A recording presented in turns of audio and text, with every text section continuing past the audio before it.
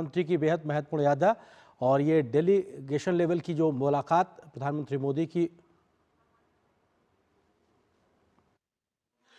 because our countries will mark 75 years of diplomatic relations. And I believe that this visit reflects decades of friendship, mutual respect and productive cooperation between our two nations. Our nations enjoy a strong partnership and a shared desire to advance prosperity for our peoples. And over the years, our collaboration has expanded across multiple sectors. Your visit today provides an important opportunity to chart new paths of economic cooperation across industry, ICT, pharmaceuticals, agriculture, energy, and many more promising fields of mutual benefits for our people.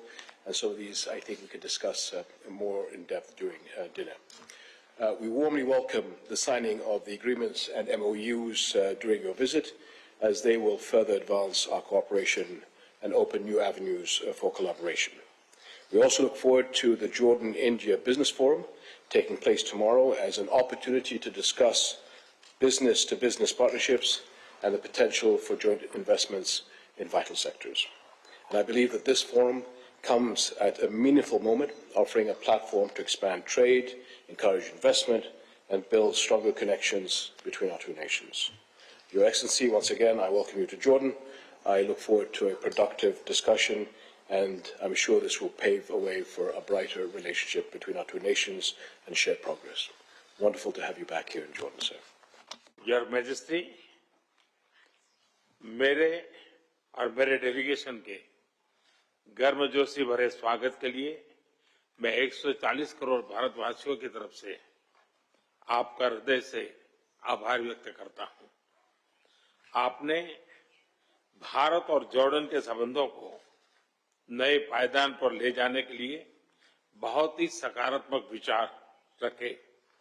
मैं आपकी मित्रता और भारत के प्रति आपकी गहरी प्रतिबद्धता के लिए हृदय से आपका धन्यवाद करता हूं। इस वर्ष हम अपने राजनयिक संबंधों की 75वीं एनिवर्सरी मना रहे हैं। यह मील का पत्थर हमें आने वाले कई वर्षों तक नई ऊर्जा के साथ आगे बढ़ने के लिए प्रेरित करता रहेगा। मुझे पूरा विश्वास है कि आज की बैठक से हमारे संबंधों में गति और गहराई एक नया रूप धारण करेगी। हम trade, fertilisers, digital technology, infra और पीपल टू पीपल टाइज जैसे क्षेत्रों में सहयोग आगे बढ़ाएंगे। योर मैजेस्टी, वैश्विक स्तर पर भी हम करीबी संपर्क में रहे हैं। गाजा पर शुरुआत से ही आपकी बहुत सक्रिय और सकारात्मक भूमिका रही है। हम सभी की आशा है कि क्षेत्र में शांति और स्थिरता बनी रहे। आतंकवाद के विरुद्ध हमारा साझा और स्पष्ट रुख है। आपके नेतृत्व में जॉर्डन ने आतंकवाद, उग्रवाद और रेडिकलाइजेशन के खिलाफ पूरी मानवता को एक सशक्त और रणनीतिक संदेश दिए हैं। रिस्ट्रिक्टेड बैठक के दौरान हमने इस महत्वपूर्ण क्षेत्र में सहयोग को और मजबूती देने पर चर्चा की। 2018 में आपकी भारत यात्रा के समय हमने इस्लामिक हेरिटेज पर एक कॉन्फ्रेंस में भाग लिया था।